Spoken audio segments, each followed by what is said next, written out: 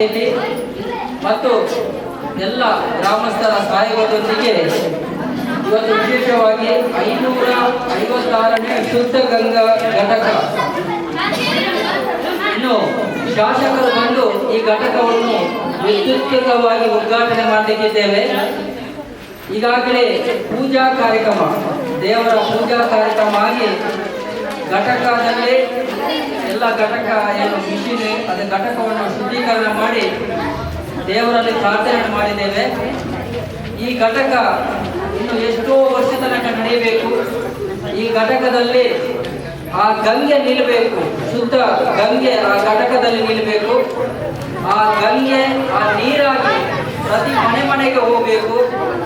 ಪ್ರತಿಯೊಬ್ಬರ ಆರೋಗ್ಯವನ್ನು ವೃದ್ಧಿಸಬೇಕು.